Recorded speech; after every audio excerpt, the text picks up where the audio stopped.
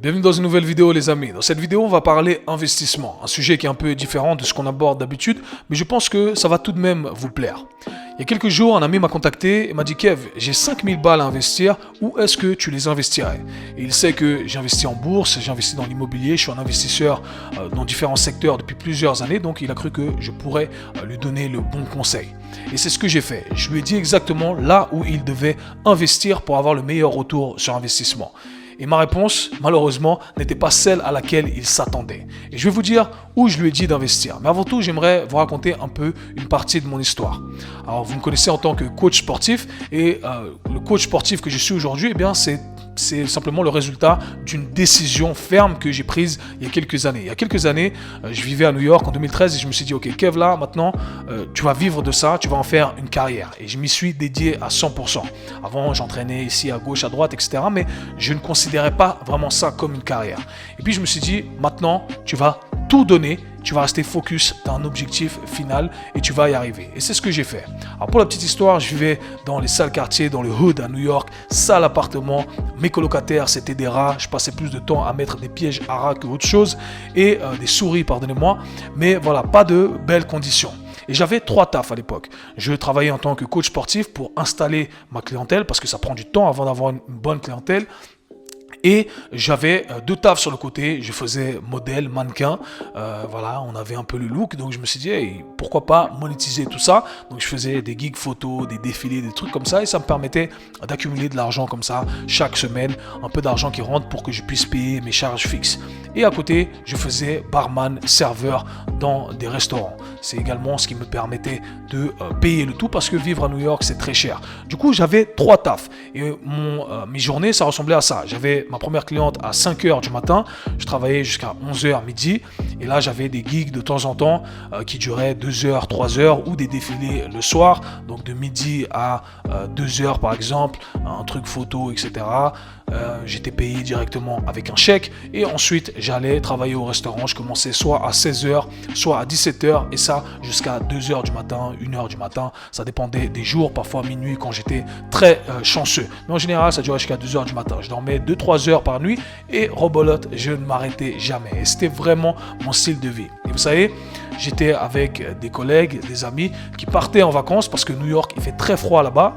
Ils partaient en vacances à Porto Rico, à Miami, ça coûtait 300 balles le vol aller-retour et puis après tu restais là-bas et moi je suis jamais parti. Pendant plusieurs années, je ne suis jamais parti en vacances. Pourquoi? Parce que chaque centime, chaque dollar, je l'ai économisé et je l'ai investi dans des formations pour que je devienne un meilleur coach. Chaque centime, je l'ai investi. J'étudiais tous les week-ends, parfois, pendant une période, je ne suis pas sorti du tout pour économiser et investir dans mon savoir. Quelques années plus tard, j'ai une opportunité pour revenir en Suisse, pour lancer une salle de sport avec un ami. J'arrive en Suisse, j'ai 0 francs dans mon compte en banque, je n'ai aucun argent. J'ai la chance d'avoir un ami qui m'héberge chez lui, donc du coup, je dors chez lui, on doit lancer la salle de sport, il n'y a pas de clients, il n'y a personne. Du coup, je trouve un taf sur le côté, je fais vigile en boîte de nuit. Heureusement, on a tous les critères, on est grand, un peu balèze, on a un bagage en sport de combat. Donc directement, on est engagé. Je gagne 1000 balles par mois. Heureusement, l'hébergement est gratuit. J'ai juste assez pour payer mon assurance maladie. J'ai de la nourriture grâce à ma mère qui m'aide un petit peu. Donc du coup, j'économise et j'économise à chaque fois le temps que la salle de sport se lance et que je construise ma clientèle ici à Genève. Et du coup, chaque centime également que j'ai économisé, je l'ai investi dans les formations. Je ne suis pas parti en vacances, je n'ai pas fait de folie, j'ai tout investi dans des formations. Je partais en Angleterre, je partais aux États-Unis pour me former, pour devenir un meilleur coach parce que ça a toujours été le but ultime. Alors pourquoi je vous dis tout ça? Parce qu'aujourd'hui, vous me connaissez, coach sportif, je suis sur YouTube, je fais des podcasts, etc. Mais la vérité, c'est que je vis aisément ma vie. Aujourd'hui, j'ai des personnalités, des athlètes de haut niveau qui me contactent, qui me prennent pendant la off-season. Je pars avec eux, je voyage avec eux partout dans le monde, 2 semaines, 3 semaines, 4 semaines. Je gagne en 3 semaines ce que les gens gagnent en 6 mois. Je fais des formations pour les coachs, entre autres. Petit shameless plug d'ailleurs, le 4 avril 2022, la 4e vague de mon programme, ma formation mentorship va sortir. Une formation que j'ai créée exclusivement pour les coachs, pour leur apprendre tout ce que j'ai appris, tout ce qui m'a permis de vivre la vie que je vis aujourd'hui. Et comme je vous l'ai dit, eh bien aujourd'hui, je gagne aisément ma vie, beaucoup plus que ce que je n'aurais jamais pu imaginer. Et pourquoi je vous dis tout ça? Je dis tout ça parce que pendant plusieurs années, eh bien, j'ai galéré. J'ai galéré à fond, mais j'étais focalisé. Et j'ai investi chaque centime dans mes connaissances. Alors, la réponse que j'ai donnée à cet ami, eh bien, c'était investis en toi. Et quand je dis investis en toi, ça ne veut pas dire oui, fais-toi plaisir, va prendre du temps pour toi, va au spa, fais-toi un massage. Non, c'est investis dans le fait d'acquérir de nouvelles compétences. Parce que plus tard, tu vas pouvoir monétiser ces compétences. Et je trouve très grave que aujourd'hui, sur le net, vous allez voir plein de trucs, des pubs sur Facebook, sur Insta, sur YouTube, des gens qui vous disent gagner 20 000 euros par mois, 30 000 euros par mois en faisant cette méthode, etc. Et je trouve très grave que personne ne nous dise d'investir en soi. Vous allez entendre des gens vous dire investissez dans les NFT, dans la crypto, et vous allez entendre des histoires, des gens qui sont devenus millionnaires en investissant dans un truc, etc. Et du coup, on perd un peu la raison et on perd notre focus. Et vous savez, j'en veux à deux entités principalement, du fait que voilà, on soit distrait à gauche à droite par toutes ces histoires qu'on entend et le fait qu'on ne prenne pas le temps d'investir en nous. Eh bien, je pense que la première entité qui est à blâmer est l'école, le système académique de manière générale. Parce que je pense que l'école ne nous apprend pas à cultiver ce à quoi on est bon, à cultiver notre passion. Si notre passion ne tombe pas dans ces critères académiques, eh bien on vous dit non, ça marche pas comme ça dans la vie.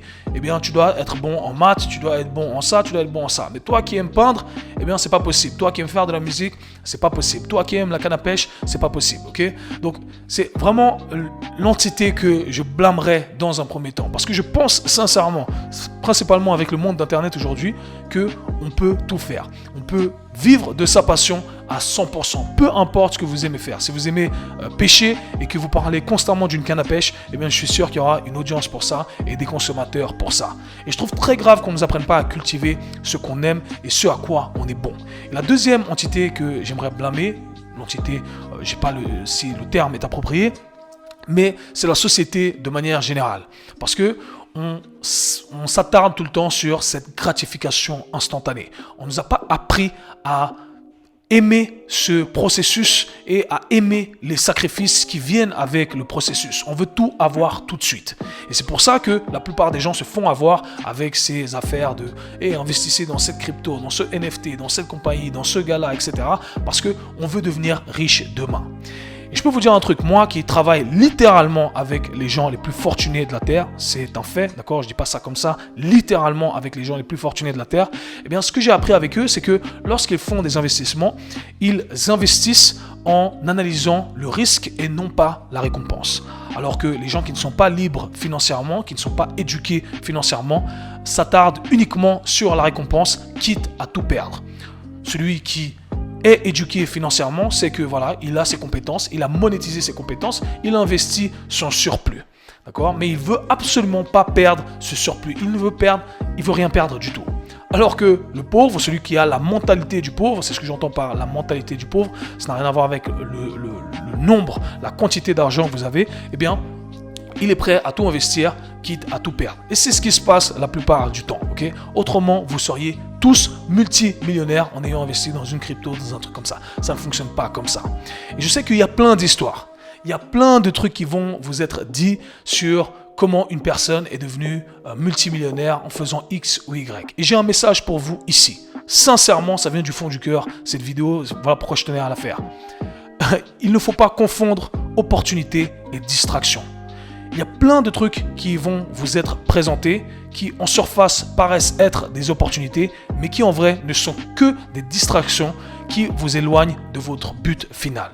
Et je vous le dis aujourd'hui, le meilleur investissement que vous puissiez faire, 1000 balles, 2000 balles, 3000 balles, 4000 balles, 5000 balles, peu importe, est en vous-même, sur le fait d'acquérir plus de compétences. Et c'est très dur, parce que au final, comme je vous l'ai expliqué avec mon histoire, la récompense ne vient pas tout de suite. Ça peut revenir plus tard, ça peut venir que dans 5 ans, 6 ans, 7 ans. Mais il faut avoir une vision, il faut avoir un focus. Et ça, c'est très important. Peu importe ce que vous cherchez à développer, que ce soit l'aspect physique, ce qu'on aborde sur cette chaîne, bien entendu, l'aspect mental, l'aspect relationnel, l'aspect financier. Et parfois, eh bien on va avoir un retour directement, mais le retour va être petit.